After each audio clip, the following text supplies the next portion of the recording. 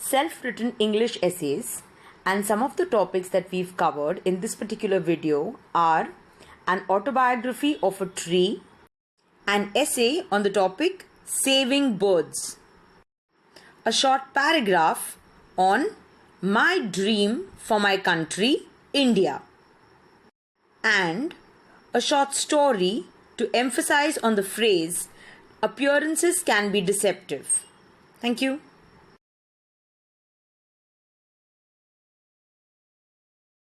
Saving birds. Every morning I wake up to the endless chirping of birds. Sparrows, mynas, crows, all kinds of them. The sound is so soothing. It gives an instant feeling of well-being and warmth, which is difficult to explain. But of late, the sweet sounds are rarely heard. I have to strain my ears to catch their chirping. Alas, concretization and pollution has started leaving its mark. During and after festivals, the chirping and humming almost stops. It's becoming a pattern. And who is responsible? Of course, we, us. Who else? Mindless felling of trees, polluted water, and insane bursting of crackers. All these acts of ours are responsible for the bird brigade to vanish. It's time we take stock of our actions and find ways to curb the atrocities caused on nature. It's only then that our little friends will have their homes back. It's not that only the birds need us. We need them too. Do you know, these beautiful and alert creatures are the first to feel the changes in climatic conditions. They are the first to warn us about impending natural disasters. They love insects and worms. So, with birds around, we will have less infestation of those eeky, crawling, unwanting guests. And there is more. Without help from birds, some type of trees don't even pollinate.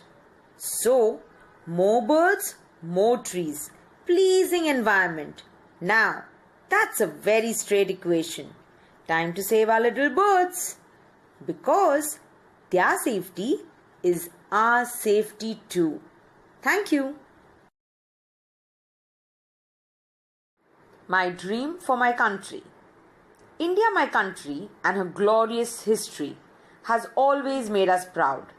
Be it Aryabhata's Zero, the Yog Sadhana, the Ayurveda, or the more recent Chandrayaan, India continues to sparkle. My dream for my country is no different than any other fellow Indian. I too want my country to be self-sufficient and corruption-free, clean, green, and devoid of poverty.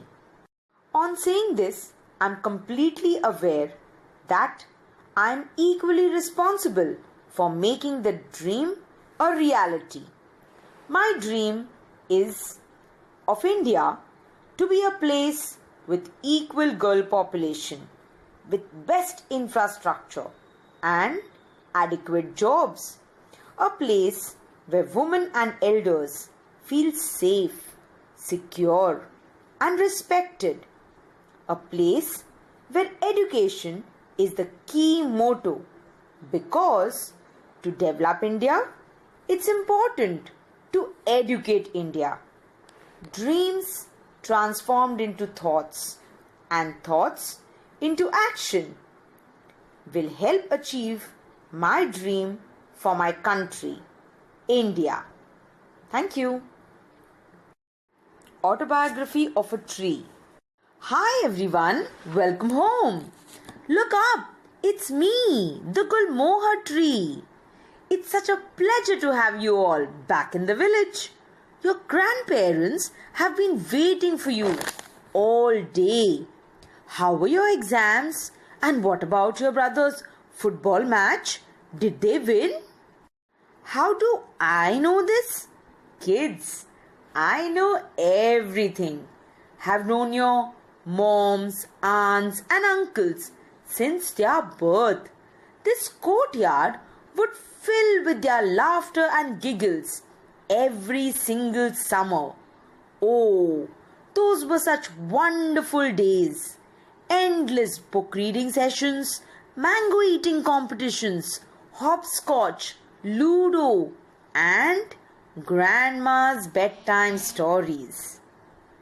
Have witnessed them all. You see, kids, I'm in full bloom during summers. All kids love to collect my bright red-orange flowers. Many even call me the tree of fire. In fact, your uncle once wrote a poem for me. It went something like this. Every year from May to June, our dear Gulmohar is in full bloom. The orange hue, the soothing shade, the unending carpet of fiery red. It makes for such a glorious sight to see. That's why this flame of forest is my favorite tree. This always made me feel special. Now things have changed. The thatched roof, which I flooded with my flowers, is gone. The car parks have taken over the cattle sheds. Games are now played only on mobiles. But mobiles are a boon. They keep you all connected. I'm so glad that each one of you takes time to call your grandparents. You know, these phone conversations with you are the high points of their days. Stories of your achievements are shared by them with great pride. I too regale in them. Come on now, off you go, kids. Enjoy the delicacies prepared specially for you. See you around. Thank you. Appearances are deceptive. This is a story which was told to us at our first customer relation training program. This story, since then, has become my guiding light. Here it goes. A couple of years ago, in a branch of a bank in Chennai, a very old man walked up to the reception desk.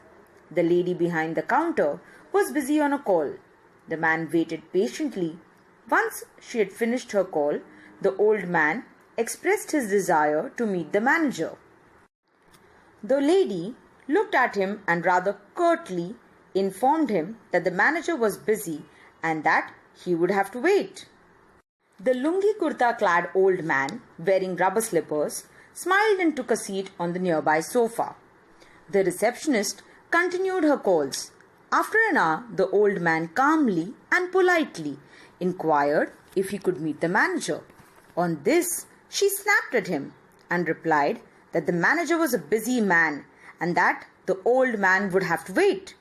The old man quietly took his seat on the sofa again and waited for a couple of more hours, inquiring about the manager at regular intervals. The lady did not even realize when the old man left. The next morning, the manager of that branch received an email from the head office informing him about a major client of theirs closing down all the accounts and fixed deposits worth crores from that bank.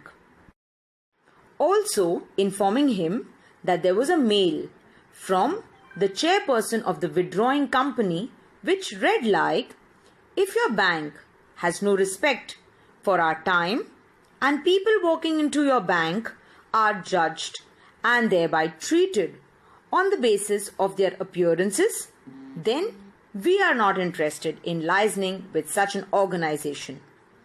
After reading this mail, all hell broke loose in the branch, and the bank manager, with great difficulty, got to the root of the matter and came to a conclusion that the humbly dressed gentleman who had so patiently waited to meet him was the chairperson of the withdrawing company.